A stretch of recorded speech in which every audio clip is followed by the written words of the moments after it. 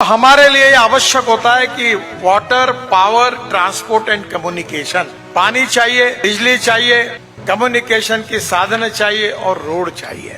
उसके बिना कोई उद्योग नहीं आता और उद्योग आए बिना कोई रोजगार नहीं मिलता। पहली बार हमने हिमाचल प्रदेश में अनेक रोड बनाए जिसका उल्लेख मैं करूंगा नहीं।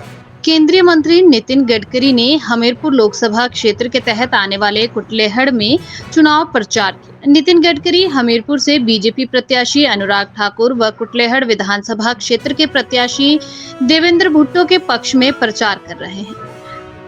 टका में आयोजित बीजेपी की विजय संकल्प रैली अपने संबोधन में गडकरी ने कहा कि कांग्रेस पार्टी ने केवल गरीबी हटाओ का नारा दिया पर गरीबी दूर नहीं की। कांग्रेस राज में उद्योगों की हालत खराब हुई। तालियों के साथ उनका अभिनंदन करें। स्वागत है जी, स्वागत है,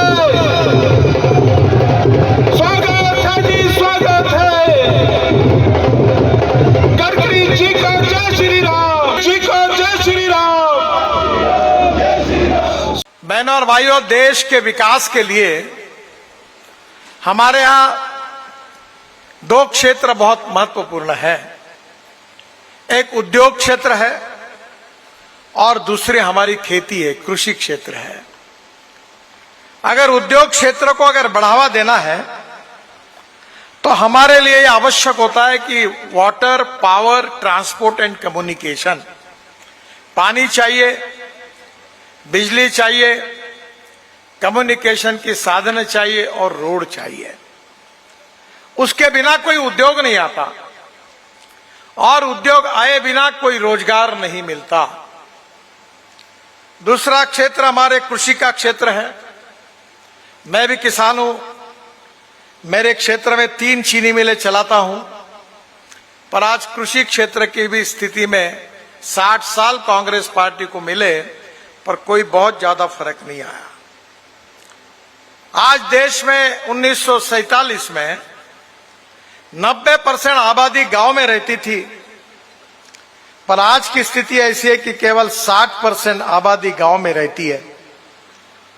ये 30% लोग अपने गांव को, अपने घर को छोड़कर मुंबई, दिल्ली, बेंगलोर, चेन्नई, कलकत्ता, चंडीगढ़ अपना गांव छोड़कर शहर में चले गए। खुशी से गए? खुशी से नहीं गए, मजबूरी से गए। गांव में अच्छे रोड नहीं थे, गांव में पीने के लिए पानी नहीं मिल रहा था, किसानों को उनके फसल का सही दाम नहीं मिल रहा था, बेरोजगार युवाओं के हाथों को काम नहीं था। गरीबी, भूखमरी और महंगाई के मार के कारण रोजगार को ढूंढने के लिए लोग शहरों में गए। यह कांग्रेस पार्टी के गलत नीतियों का परिणाम था और इसीलिए हमारी सरकार ने यह निर्णय किया कि देश का विकास अगर करना है तो उद्योगों को बढ़ाना होगा और उद्योग अगर बढ़ाने होंगे तो उसके लिए पानी, बिजली, रोड, कम्युनिकेशन के साधनों का निर्माण करना होगा। हिमाचल प्रदेश की हालत तो बहुत ही खराब थी, रोड ही नहीं थे। वैसे आपका क्षेत्र तो प्लेन है, पर बाकी पहाड़ी क्षेत्र में रोड बनाना बहुत कठिन है। आजू बाजू में लोगों के घर है, प्रॉपर्टी एक्वायर करनी पड़ती है, जिसका अनुभव मैं 10 साल से ले रहा हूं कितनी कठिनाइयां होती है। पर मैंने रोड बनाने के लिए नई योजनाएं बनाई। जैसे हमने राष्ट्रीय महामार्ग की योजना बनाई, तो मुझे याद आता है कि 95-2000 में मैं महाराष्ट्र में मुंबई में मंत्री था। मुंबई में मैंने 55 उड्डान पुल बनाए और आप जो टीवी पर देखते हैं समुद्र में वर्ली बांद्रा सीलिंग प्रोजेक्ट, वो भी बनाने का सौभाग्य मुझे मिला। मुंबई पुणे एक्सप्रेस हाईवे बनाने का मौका मिला। तब अटल बिहारी वाजपेयी जी ने मुझे दिल्ली बुलाया और दिल्ली बुलाकर मुझे उन्होंने आदेश दिया कि आपने शहर में तो काम किया है, पर आप गांव को जोड़ने वाली योजना आप तैयार करो। मेरे अध्यक्षता में एक कमेटी तैयार की गई। 3 महीने मैंने उस कमेटी में काम किया और अटल बिहारी वाजपेयी जब प्रधानमंत्री थे उनको रिपोर्ट मैंने सौंपा।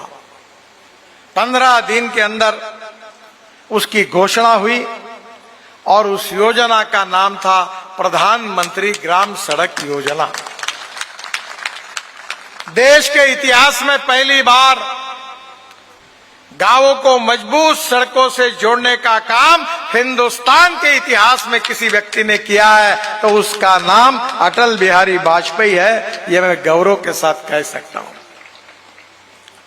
6.5 लाख गांवों में से 4.5 लाख गांवों में मजबूत रास्ते बने। बहनों और भाइयों, हिमाचल प्रदेश में सबसे इंपॉर्टेंट क्षेत्र क्या है? सबसे इंपॉर्टेंट है पर्यटन। हिमाचल प्रदेश के लोगों का रोजगार जो मिलता है वो पर्यटन करने के लिए जो लोग आते हैं उनके कारण मिलता है।